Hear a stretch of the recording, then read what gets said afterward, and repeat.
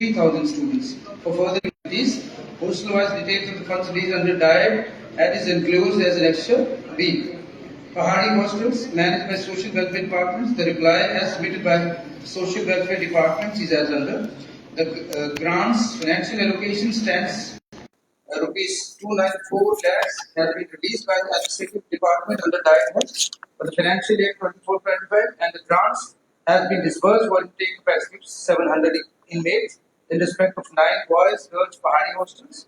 As per government guidelines, the Pahari board has desired to enhance the diet and food charges due to expensive essential commodities and other daily needs items in the market. The hostel-wise disbursement of diet charges is enclosed as an Annexure C.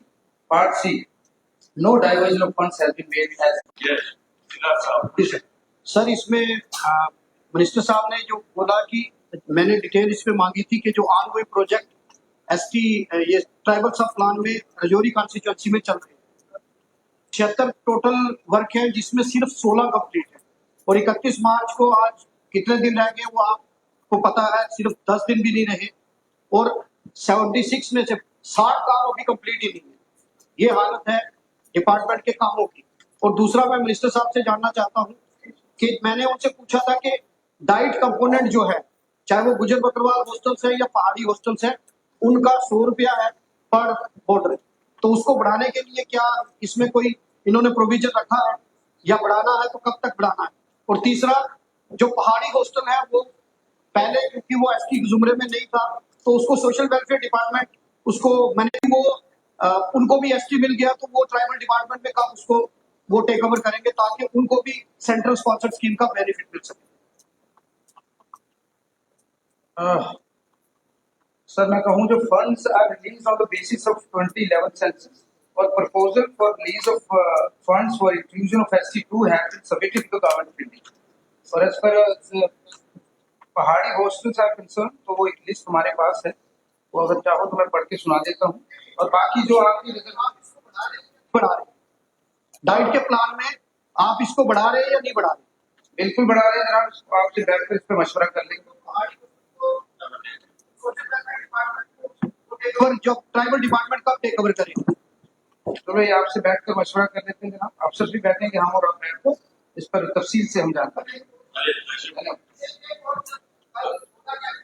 हमारा गुजर बकरवाल वहां एक उसकी टांगे cut गई लेकिन हमारे पास chopper नहीं था क्योंकि गरीब आदमी था, उसको एयरलिफ्ट करते उसकी टांगे जो है वो वहीं पड़ी रही खेत में ही। तो बड़ा अनफॉर्चुनेट इंसिडेंट है कि अगर हमारे पास भी चॉपर होता तो उसको हम एयरलिफ्ट करते और उसका भी इलाज हो सकता। और ये बड़ी बदकिस्मती है सर कि अगर हमारी स्टेट के पास भी फैसिलिटी होती तो गरीब आदमी को हम एयरलिफ्ट करते और उसकी जान बचती। इसके लिए सवाल नहीं विजय कुमार नहीं है सब सवाल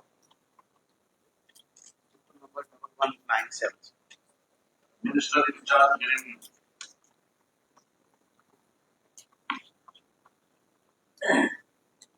Sorry, queue number 1197, land basing 13415 canal in 113 villages of district Samba and Katwai Jammu division has been acquired by BSF for border fencing 135 feet wide strip and amount of rupees 1150.8 crore as compensation has been received by the concerned collectors, out of which rupees 144.12 crore has been disbursed to the landowners and remaining amount is under process of title verification, etc.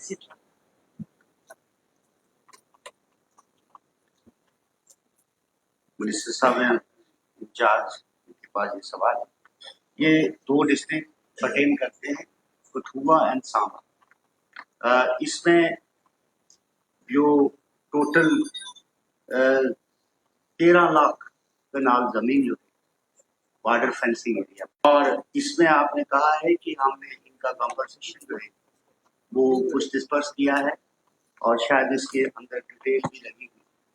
मैं ये कहना चाहता हूँ आपसे कि वहाँ पे जो हमारा बॉर्डर एरिया का एरिया है इसमें एक तो BSF जिसमें उन्होंने कुछ एरिया एक्वायर किया है और कुछ पेमेंट्स जो है इसकी सालों साल हमें मिलती नहीं। का जो बॉर्डर के पार जमीन, जो फेंसिंग के पार, वहां पे आज भी हमें कल्टीवेशन करने के लिए इजाजत नहीं, जबकि लाखों कनाल जमीन जो है वो उस फेंसिंग के पार है। और ये कब तक होता रहेगा कि हम जो बाकी वाली जमीन है वो भी BSF ले ले, उसके बाद जो बाकी आगे की जमीन है वहां हम कल्टीवेट नहीं कर सके तो किसान जाए। इसलिए मेरी ये विनती है आपसे कि जो जमीन वहां पर पार है उसको कल्टीवेट करने की इजाजत होनी चाहिए, ताकि किसान जो है वो अपना काम कर सके। दूसरा, इसका रिव्यू जो है वो जो रैंक का रिव्यू वो मिलना चाहिए, क्योंकि आज तक जो आर्मी के पास जमीन है हमारी, मैं चीफ मिनिस्टर साहब की तवज्जो दिलवाना चाहता हूँ, करोड़ों रुपया डिप्टी कमीशन के डिस्पोजल पे है। आज तक अफसोस इस बात का, मैं कहता हूँ इसकी इंक्वायरी होनी चाहिए। अगर जमीन हमने दी, जमीन देने के बाद हमें 4 साल के बाद, 2 साल के बाद मामूली कंपनसेशन मिलता है, और वो भी आज करोड़ों रुपया, चाहे वो डिप्टी कमिश्नर कठुआ हो, सांबा हो, जम्मू, करोड़ों रुपया इनके डिस्पोजल पे है जो आज तक ट्रेजरी में पड़ा है। जो किसान, जो हमारे जिन्होंने जमीन ली है सर, उनको पैसा नहीं देता। तो इसके लिए इसको स्पीड अप किया जाए, ताकि ये पैसा जो आज तक जंग लग गया है पिछले 50-30 साल से कम लोगों को पैसा मिल सके। और मैं कहना चाहती सर, जो ऑनरेबल मेंबर का सवाल है, इन्होंने जो पूछा था कि कितने सारे लोगों को जो है अभी तक लैंड कंपनसेशन जो है जमीन के मालिकान को दिया गया है, वो हमने ऑलरेडी डिटेल्स बता दी। लेकिन जो इनका कंसर्न है कि जमीन वहां पे पड़ी हुई है, उसको इजाजत नहीं है यूज करने की। अभी देखना पड़ेगा किसकी जमीन है, किस डिपार्टमेंट की, स्टेट लैंड है या फॉरेस्ट लैंड है या क्या है, उसको एग्जामिन करके ही बता सकते हैं कि क्या आगे जो है पॉसिबिलिटी है। उसके अलावा सही बात कही आपने कि सास के पास करोड़ों रुपया जो है वो पेंडिंग है, उसको प्रोसेस नहीं किया जा रहा है जितना जल्दी होना चाहिए, जितना जल्दी मिलना चाहिए। तो इसमें भी देखेंगे कहाँ पे रुका हुआ है, जहाँ अगर कोई स्पेसिफिक चीज होगी ऑनरेबल मेंबर को, स्पेसिफिक कोई एरिया होगा, स्पेसिफिक कोई केस होगा, वो अगर लाइन नोटिस में तो उस स्पेसिफिक केस को जो है जल्दी करवा सकते हैं वहाँ डिस्ट्रिक्ट डेवलपमेंट कमिश्नर के पास। डॉक्टर बनियाल सर, ये दोनों अभी दोनों डिस्ट्रिक्ट सांबा में सर, आपका साथी है। डिस्ट्रिक्ट सांबा का जो सर इशू है, उसमें सर ये जो सबसे ज्यादा बात की है सर, मालकियत जमीन है, जो साहिबा कह रही है, जो मालकियत जमीन है और उनका कंपनसेशन उनको जो है वो सरकार ने दे दिया, चाहे आर्मी का है चाहे BSF का है, वो DCs के पास पड़ा नहीं हो रहा सर। ये मेरा क्वेश्चन भी था, गवर्नमेंट ने फिर ये कहा है पड़ा हुआ है, कुछ इश्यूज हैं सर, 15 साल से इश्यूज सॉल्व नहीं हो रहे। एक बात सर, दूसरा ये सर, जिन लोगों को अभी तक वो कंपनसेशन नहीं मिला है, अगर कोई इशू भी है सर, ये अटल बिहारी वाजपेयी जी हमारे लेट जो प्राइम थे, उनके टाइम में जब तक वो इशूज सॉल्व नहीं होते थे, हर साल हर किसान को 2 फसलों का एक कंपनसेशन मिलता था एट द रेट ऑफ 1200 रुपया पर किसान के हिसाब से। सर, ना तो वो उनको फसलों का मिलता है, ना वो खेती कर सकते हैं, उसका कंपनसेशन नहीं मिलता। लैंड कई सालों से आर्मी BSF के नीचे पड़ी है, उसका भी कंपनसेशन नहीं मिल रहा। मेरी ऑनरेबल CM साहब से आपके द्वारा रिक्वेस्ट है सर, इसको रिजॉल्व किया जाए। कई सालों से पैसा पड़ा हुआ है, क्यों नहीं दे सकते? अच्छा सजेशन है इनकी तरफ से। जरा बताइए आप एक इसके बाद बोलिए।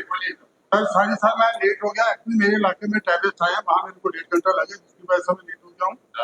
एक्चुअली सर, ये जो मेरा क्वेश्चन है इस पे कौन सा क्वेश्चन? इसी का सर, इसी का आप पूछिए जल्दी। सर, इसमें ये है कि मेरा जो इंटरनेशनल बॉर्डर है वहाँ 5 गाँव है, बबिया, लुंडी, ठगली, कठुआ वगैरह, उसके पैसे जो है 5 गाँव के अभी तक नहीं आए हैं। मैं ये आपके माध्यम से सरकार से जानना चाहूंगा कि बाकी तकरीबन पैसे सारे आ चुके हैं, टाइटल वेरिफिकेशन की कोई इसमें वो ऐसी चीज नहीं है, और इसके पैसे जो 5 गांव के पैसे हैं ये अभी तक नहीं आए, इसके बारे में थोड़ा वादा करें।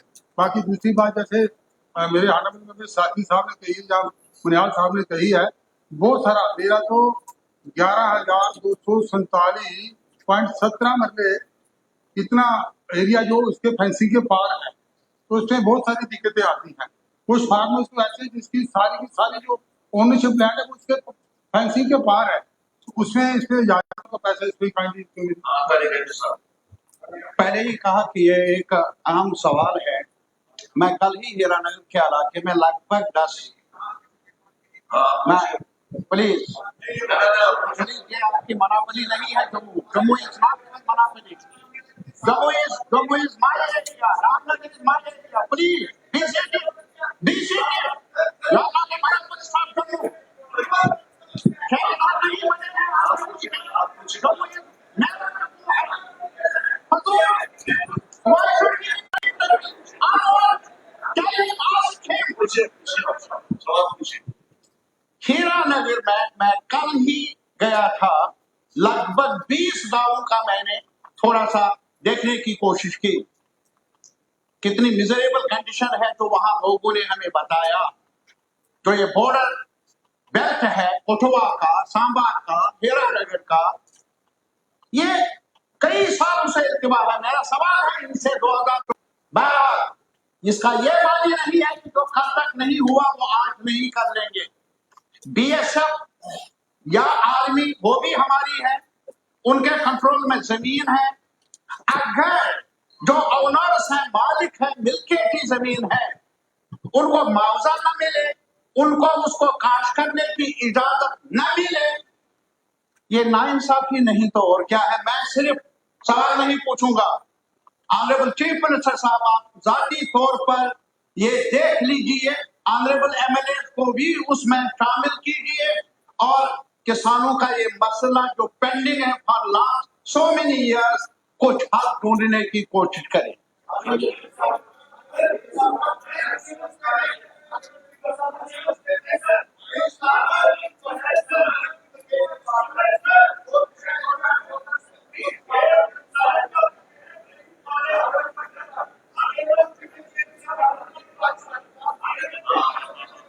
कितने लोगों की बात सुन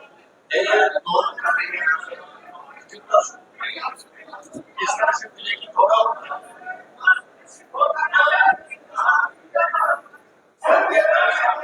इसका जवाब दूं।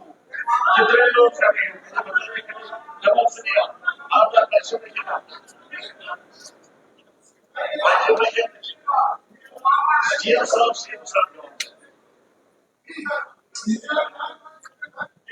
जवाब दूंगा। ऑनरेबल स्पीकर साहब, ये किसी एक ऑनरेबल एमएलए का मुद्दा नहीं। बॉर्डर, एलओसी, जहां आप देखो तो इस तरह के मसले आ जाते हैं, चाहे जम्मू साइड हो चाहे कश्मीर साइड। फिलहाल एक एक का मैं यहाँ जवाब नहीं दे सकता हूँ। इतना जरूर कहूंगा कि कोशिश इससे पहले हुकूमत की रही कि जितना पैसा आया है उसको डिस्बर्स करें। ऐसा नहीं है कि हम बहुत सारे पैसे पे बैठे हुए हैं। अगर आपने नंबर सुना होगा 155 करोड़ जो हमें आए, उसमें से 144 डिस्बर्स हुए हैं। 11 करोड़ फिलहाल डिपार्टमेंट्स के पास है जिनको डिस्बर्स करना बाकी है। डिपार्टमेंट से कहा जाएगा कि उसमें तेजी लाए। लेकिन जिस तरह तारिगामी साहब ने भी जिक्र किया, ऑनरेबल मेंबर खड़े हुए, यहाँ ह्यूमैनिटेरियन भी इशू है। इस रिलीफ के अलावा और भी लोगों के मसले हैं। मेरी ऑनरेबल मेंबर से गुजारिश होगी कि सेशन खत्म हो जाने दीजिए। जैसे ही सेशन अप्रैल के पहले हफ्ते में खत्म हो जाता है, जितने भी ऑनरेबल मेंबर्स बॉर्डर या एलओसी के करीब रहते हैं उन्हें बुला के मैं उनके साथ मीटिंग कर लूंगा। अफसरों को रख लेंगे और जो भी हुकूमत की तरफ से हमें करना होगा हम कर लेंगे। थैंक यू एजाज साहब। Sir AQ number 1096। Minister incharge FCS and CA. AQ number 1096। Speaker sir, इस सवाल का मैं 3-4 बार एक ही जैसा जवाब दे चुका हूँ। Yes, we are opening 1600 new fixed price shops. और अगर जेन्युइन किसी विधायकगण की ऑनरेबल विधायकगण चाहते हैं, ये उनकी डिस्कशन पे वही पढ़ लें। तो अगर किसी का जन्म है तो मैं कहूंगा department is contemplating opening of new fair price shops across JNK as per frameworks evolve which is part of Jammu Distribution System Order 2023. Since elected government has assumed the office, it has been far prudent to rope in elected members also to firm up requirements of new fair price shops across Jammu and Kashmir, which necessitates a relook of existing framework. Further steps shall be taken after the required amendments are carried out and opening of such new fair price shops as per policy shall also be considered in Haveli constituency.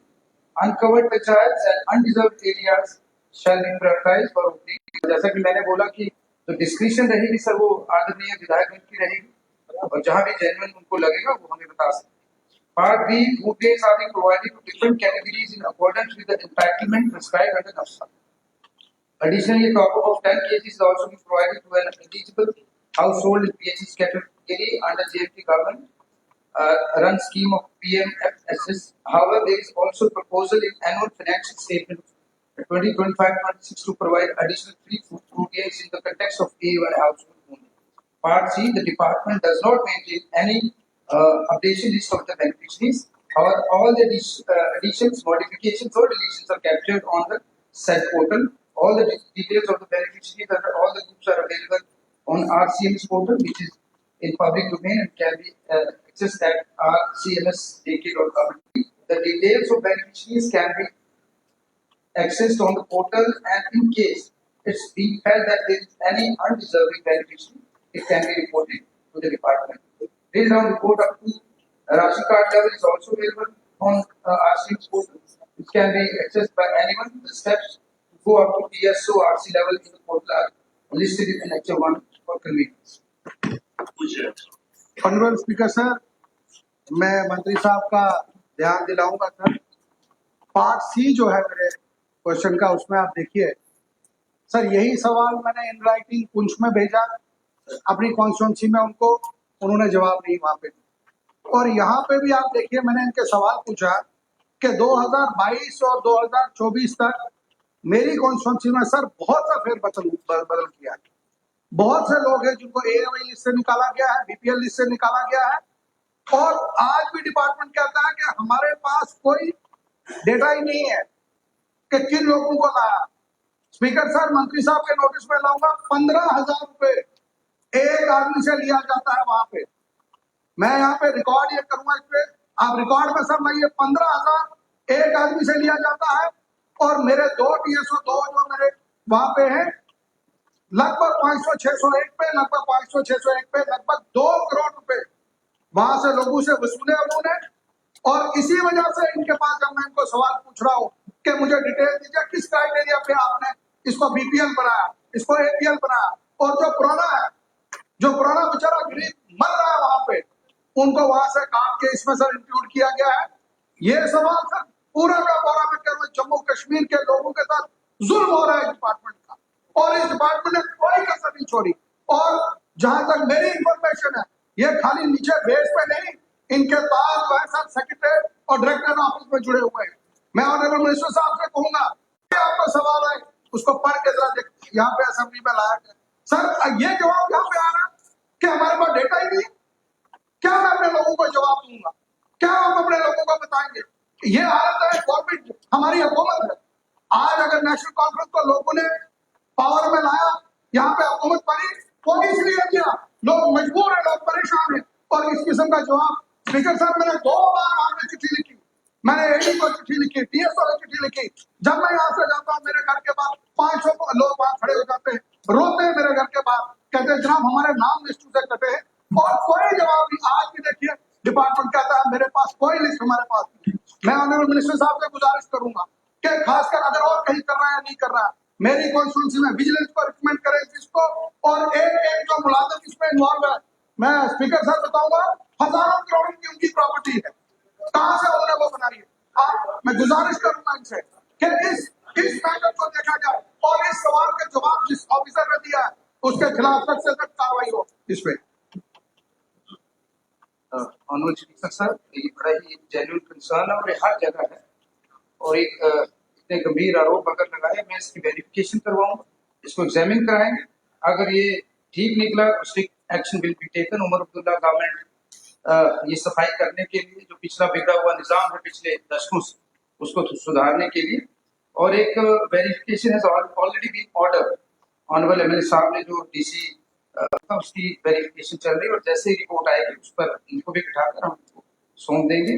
और ये वाकई गंभीर निजाम है, हमें आए हुए 4 महीने sir हो गए, लेकिन जो पिछला निजाम बिगड़ा हुआ उसको समय तो सरकार को लगेगा। एंड आई होप कि पिछला जो बिगड़ा हुआ निजाम है उसे हम ठीक करेंगे। ये हमारी गवर्नमेंट का प्रायोरिटी है और इसे हम करेंगे। धन्यवाद। उसके लिए मंत्री साहब कहे कि या तो रिप्लाई दोबारा आए इसका डिटेल के साथ। मेरी गुजारिश है मंत्री साहब कि इसकी डिटेल हमें प्रोवाइड की जाए कि किस क्राइटेरिया पे जो इन्होंने लोग एंटर किए हैं वो किस पे किए हैं। Verification has already started. Verification के रिजल्ट्स आएंगे तो आपके साथ शेयर करेंगे। इसी चीज का उन्होंने शेयर किया हमारे पास डिटेल। नहीं आपको बता रहे हैं ना, नई इन्फॉर्मेशन जो ये कह रहे हैं इस पर, ये कह रहे हैं कि verification we have already started. कौन लोग इसमें लाए सर? मुलाजिम लोगों को डाला बीच में, जो एम्प्लॉय थे उनको डाला। हमें डिटेल कौन लोग आए।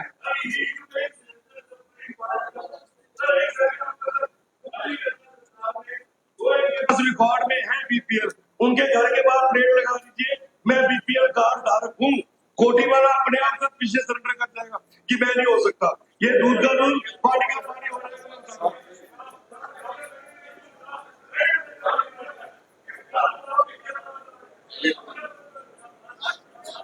आप सुनिए सर बड़ी अच्छी सर रंधावा साहब का मैं शुक्रिया करूँ सर, अच्छी सजेशन दी है। उसमें कई लोग ऐसे भी हैं जो नहीं लगाना चाहेंगे अपने घर के बाहर, क्योंकि जो कमियां रह गई है पिछले दौर में उनको हम दुरुस्त करेंगे। मैं श्योर करता हूँ ऑनरेबल मेंबर को the list will be provided, और अगर उसमें कोई कमी है हम बैठ कर इसका निवारण।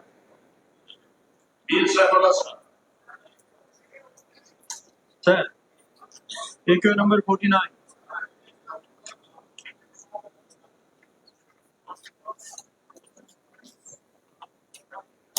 Yes. Minister in charge. Sir, AQ number General Administration Department by Government Order number 2129 JD of 2024 dated 24/12/2024 has ordered the verification of beneficiaries. This is a requirement under sub-clause 18 of clause 4 of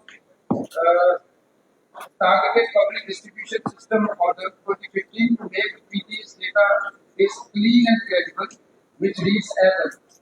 The state government shall make all endeavors to eliminate bogus and ineligible ration cards as a continuous process. Further, Government of India from time to time has advised instructing the states duties to undertake proper verification and remove undeserving beneficiaries' ration cards. Part B. The process of verification has been ordered to include and retain genuine beneficiaries under PDS and to weed out undeserving beneficiaries who has to meet the requirements of the Targeted Public Distribution System. Part C. Under National Food Security Act, 35 kg of food grains are provided to every AY household every month, free of cost, and 5 kg food grains are provided to every PHS beneficiary free of cost every month. The entitlement is in accordance with the scale provided under NAFSA for these beneficiaries. Part D. No such instance has been reported to the government. Sir चंद साल पहले एक comprehensive verification हो गई है BPL AY category, और उसी verification के तहत आज उन लोगों को AY के तहत राशन मिल रहा है और बीपीएल के तहत। जब ये ऑर्डर हो गया वेरिफिकेशन के लिए, तो मैं अपनी कंस्टिट्यूंसी की बात करूं तो देखने में आया है जो डिजर्व बीपीएल कैटेगरी के और AY उनको ड्रॉप, उनको काट कर जेन्युइन लोग जो है उनको ड्रॉप किया जा रहा है, और जो जेन्युइन नहीं है सिफारिशी लोग हैं जो सिफारिश की बुनियाद पे चाहे वो फूड एंड सप्लाईज के मुलाजिम के साथ उस पर स्टोर कीपर या जो तहसील फूड ऑफिसर है उनसे मिलकर उनसे बात करके अपने आप को चढ़ा रहे हैं, जिसमें और जो जेन्युइन गरीब लोग हैं मुश्तिक लोग हैं उनको ड्रॉप किया जा रहा है। जो मैं दोबारा उत्तराखंड पे बात कर रहा हूँ, मैं आपसे ये जानना चाहता हूँ क्या इस बारे में आप क्या करेंगे, क्योंकि आप इस गांव में आपके ऑर्डर के गांव में ऐसे लोग इस लिस्ट में आ रहे हैं जो डिजर्व नहीं करता, जिनका हक नहीं बनता है, और ऐसे लोगों को ड्रॉप किया जा रहा है जिनका हक बनता है, जो डिजर्व करते हैं। अब ये चंद साल के अंदर एक बीपीएल कैटेगरी में इतनी मुश्किलात में, इतनी तकालीफ में वो कैसे अमीर बना कि आप उसको ड्रॉप कर रहे हैं, जबकि उसको डिजर्व कर रहे हैं क्या ना, तो उसको ड्रॉप करने के आप जो गलत लोग उसमें इस वक्त अब चढ़ा रहे हैं उसको उनको क्या, उनके बारे में आप क्या कहना चाहेंगे, क्या उनको आप ड्रॉप करेंगे, और जो जेन्युइन है उनका रखेंगे। ये मैं आपसे बात। ऑनरेबल स्पीकर सर, ये जो इशू है ये पूरी स्टेट का, मैं चाहूंगा आदरणीय विधायकगण, एक जिन लोगों को जो ये कह रहे हैं जेन्युइन नहीं है एज फार एज इस कॉन्स्टिट्यूंसी इज कंसर्न, ये मेरी मदद कर दे, एक लिस्ट अगर प्रोवाइड कर दे जो जेन्युइन नहीं, तो हम उसे एग्जामिन कराएंगे। जो जेन्युइन है वो क्राइटेरिया के तहत आ रही है। मैं भी अपने डिपार्टमेंट के थ्रू एक अपने डिपार्टमेंट के तहत आई विल एग्जामिन इट, और जहां जहां कमियां पाई जाएंगी उसको दुरुस्त किया। एक गांव की बात नहीं है। मैंने जब अपनी कॉन्स्टिट्यूंसी टूरिंग की तो मैंने पाया कि एक गांवों में कम से कम 40-50 लोग जो डिजर्विंग, जो हक रखते हैं बीपीएल और एएवाई, उनको ड्रॉप किया गया है। ड्रॉप इस बुनियाद पे किया गया है उनको कोई पूछने वाला नहीं, उनको कोई जानने वाला नहीं, उनका कोई अप्रोच नहीं। जो अप्रोच वाले लोग हैं जिनकी सिफारिशें हैं उनको एंट्री हर एक गाँव में हुआ है। ये सिर्फ एक गाँव में नहीं, हर एक गाँव में हुआ है। मैं सिर्फ अपनी कॉन्फ्रेंस की बात कर रहा हूँ। मैं कह रहा हूँ क्या आप वो जिस पहले बना हुआ था जेन्युइन था उसको स्टैंड रखेंगे या जो गलत लोग आपने कराए उसको प्राप्त करेंगे? मुझे क्लियर कट जवाब चाहिए इस बारे में।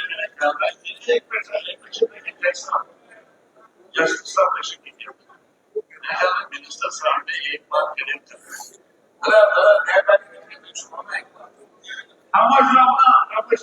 सब बातें करते हैं, इस तरह से चलता नहीं है। इसे सवाल पूछा, जवाब तो सुने दीजिए। मिनिस्टर साहब कह रहे हैं कि मेरी रकम अगर ये हो जाती, मुझे ये कहा जाता कौन डिजर्विंग नहीं है, वो लिस्ट में गिनती मैं तहकीकात करके उनको ड्राफ्ट, ये गिनती ऑफर है बनाओ, आप लोग क्या कर सकते हैं? या जो डिजर्विंग है, कौन डिजर्विंग है, जो चढ़े नहीं है, इनको लिस्ट प्रदान कीजिए। ये लोग आप बताइए इस तरह से सब एक एक करके speaker sir, honourable speaker sir, ये हम सबको टच करता है। जब भी हमारी सरकार आती है, ये जो पॉपुलिस्ट लीडर होते हैं, इनको क्या उनको रोकने का जिम्मेदारी हमको ही होती है? तो लोगों के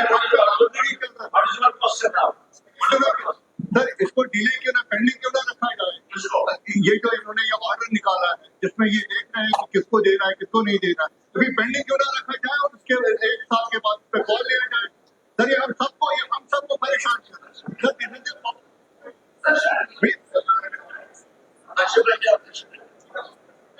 एक तरफ से आपकी शिकायत है कि गलत लोगों को बाहर नहीं किया गया है, दूसरी तरफ आप मुझे वेरिफिकेशन मत करो। आप इसे पसंद नहीं, आप दो चीजें मैं पसंद क्या है, एक तो कह रहे हैं कि गलत लोग करे होंगे, दूसरा कह रहे हैं कि वेरिफिकेशन मत करो।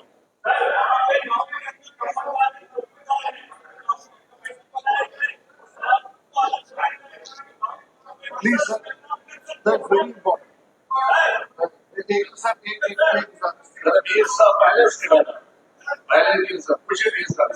स्पीकर मिनिस्टर साहब के नॉलेज के लिए इनके डिपार्टमेंट ने खासकर जैसे हमारी इलेक्टेड सरकार आई, जैसे चल रहा था तो चल रहा, जैसे हमारी सरकार आई, इलेक्शन हुए, रातों रात एक पॉलिसी उन्होंने अडॉप्ट की कि सिर्फ तोड़ फोड़ शुरू करो और इतनी क्राइसिस पैदा कर दी जैसे 10 साल कुछ नहीं हो रहा। और आज के दिन पर फॉर्मूला क्या बनाई है, एक तरफ हम PMAY के तहत में इंतहाई गरीब लोगों को सेंट्रल स्कीम के तहत में IMI बनाने का असिस्टेंस देते हैं, और आज के जमाने में कौन कच्चे IMI वाला मैं वही कर रहा हूँ, उनको इशारा दे रहा हूँ जो कह रहे ना, आप आइडेंटिफाई करिए IMI में, इसमें जो अंत्योदया में जो फंड्स लेते हैं फिर मकान बनाते हैं 2 कमरे वाला, आज के टाइम में तो गरीब से गरीब आदमी भी पुख्ता ईंट का लगाएगा। इन्होंने फार्मूला बनाया कि सीधे देखो जिसका पुख्ता ईंट का मकान बना उसको अंत्योदया से बाहर निकालो, BPL से बाहर निकालो। वो कोई इंसाफ नहीं है, जबकि उसकी आमदनी, जबकि उसका फैमिली का बोझ कितना है वो देखा जाना चाहिए, वो नहीं देखते हैं।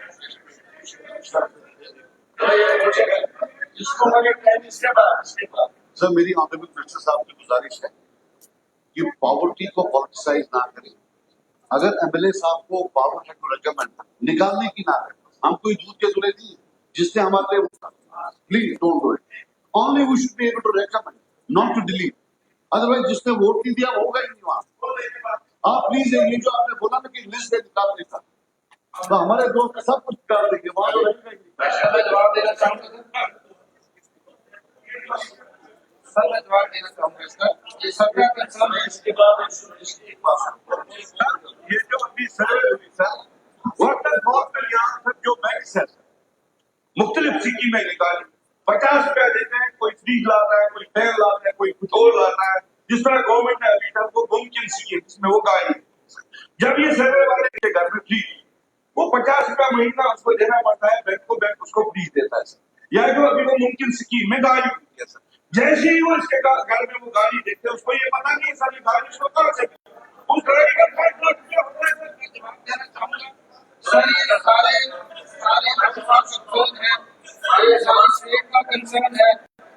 इस ऑर्डर को for the time being DAD में ऑर्डर को ऑन होल्ड करेंगे, हम इस ऑर्डर को ऑन होल्ड करेंगे अगर इसमें सब नहीं कर सकते।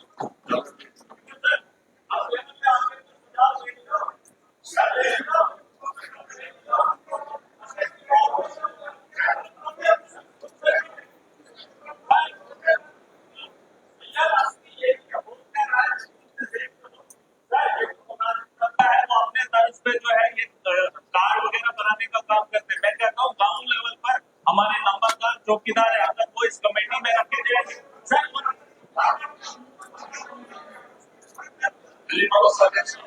सवाल पूछे।